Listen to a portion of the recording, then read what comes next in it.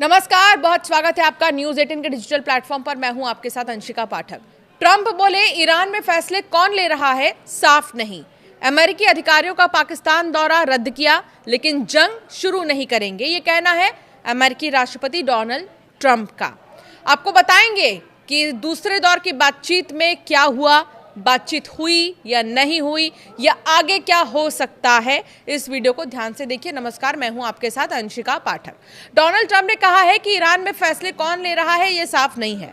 उन्होंने ईरान से बातचीत के लिए पाकिस्तान जाने वाले अपने दूत स्टीव विटकॉफ और जैरेड कुशनर का दौरा रद्द कर दिया। ट्रंप ने कहा कि 18 घंटे की लंबी यात्रा का कोई फायदा नहीं था और इसमें समय बर्बाद हो रहा था। उन्होंने कहा कि अगर ईरान को बात करनी ही है तो वो फोन पे भी बात कर सकते हैं। सबसे पहले तो सुनिए ट्रंप ने कहा क्या। 15 hours in airplanes all the time going back and forth to be giving a document that was not good enough, and so we'll deal by telephone and they can call us anytime they want. Again, we have all the cards. They have no military left practically. They have no leaders left. We don't know who the leaders are. Nobody knows who the leader. I don't think they know who the leaders are, very importantly. तो सुना आपने, Trump ने यह भी साफ किया है कि इस फैसले का मतलब ये नहीं है कि अमेरिका ईरान के साथ फिर से जंग शुरू करेगा। उन्होंने कहा कि इस बारे में अभी कोई फैसला नहीं लिया गया। ट्रंप ने दावा किया है कि मौजूदा हालात में अमेरिका मजबूत स्थिति में है और हमारे पास सारे पत्ते हैं। उन्होंने ये भी कहा कि अगर ईरान बातचीत करना चाहता है तो वो खुद अमेरिका से संपर्क कर सकता है। दूसरी तरफ ईरानी विदेश मंत्री अब्बास अराक्ची भी शनिवार को अमेरिकी अधिकारियों के पहुंचने से पहले ही पाकिस्तान से रवाना हो गए। उन्होंने पाक पीएम और आर्मी चीफ से मुलाकात कर ईरान की शर्तें और अमेरिकी मांगों पर अपनी आपत्तियां भी सौंप दी हैं।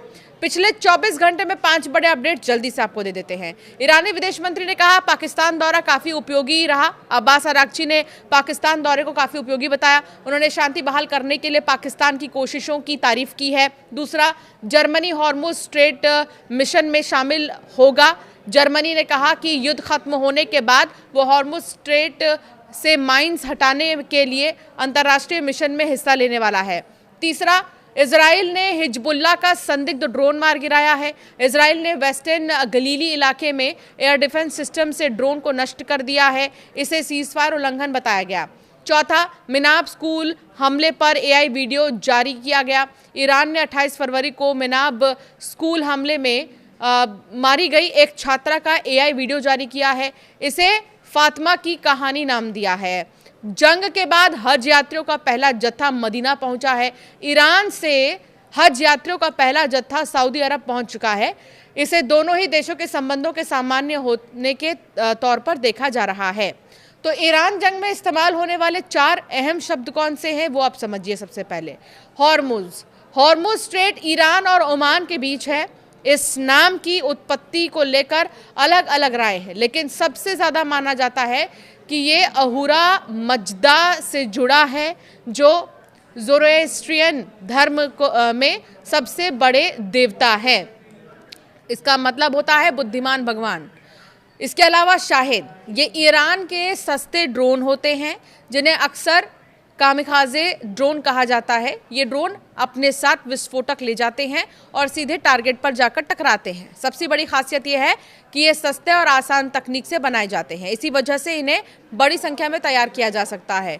टॉम हॉक, पहले टॉम हॉक एक तरह की कुल्हाड़ी को कहा जाता था जिसे उत्तरी अमेरिका के आदिवासी लोग इस्तेमाल करते थे। अब सैन्य भाषा में ये एक लंबी दूरी तक मार करने वाली अमेरिकी क्रूज मिसाइल का नाम है जो हर मौसम में काम कर सकती है। इस बारे में भी आपको विस्तार से बताएंगे। कुल मिलाकर एक आयतुल्लाह नाम बहुत ज़्यादा चर्चा में है। ये शिया इस्तेमाल में सबसे बड़े धार्मिक पदों में एक है। ये उपाधि उन बड़े धार्मिक विद्वानों को दी जाती है जिन्हें इस्लामी कानून, धर्म और शिक्षा में गहरी समझ होती है, जैसे आयतुल्लाह अली खामेनी, जिन्हें मार गिराया गया है। ईरान के विदेश मंत्री अब्बास अराक्ची एक बार फिर पाकिस्तान का दौरा करेंगे। रिपोर्ट्स के मुताबिक वो ओमान यात्रा के बाद रूस जाते समय इस्लामाबाद लौटेंगे, जहां युद्ध खत्म करने से जुड़े मुद्दों पर चर्चा होगी। ईरान की IRNA न्यूज़ एजेंसी के अनुसार अराक्ची रविवार को पाकिस्तान पहुंच सकते हैं। रिपोर्ट में कहा गया है कि अराक्ची के प्रतिनिधिमंडल के कुछ सदस्य पहले ही तेहरान लौट गए हैं, जहां वो युद्ध खत्म करने से जुड़े मुद्दों पर परामर्श और निर्देश ले रहे हैं। ये सदस्य बाद में दोबारा इस्लामाबाद में आरागची के साथ जुड़ेंगे ताकि आगे की कूटनीतिक प्रक्रिया को आगे बढ़ाया जा सके।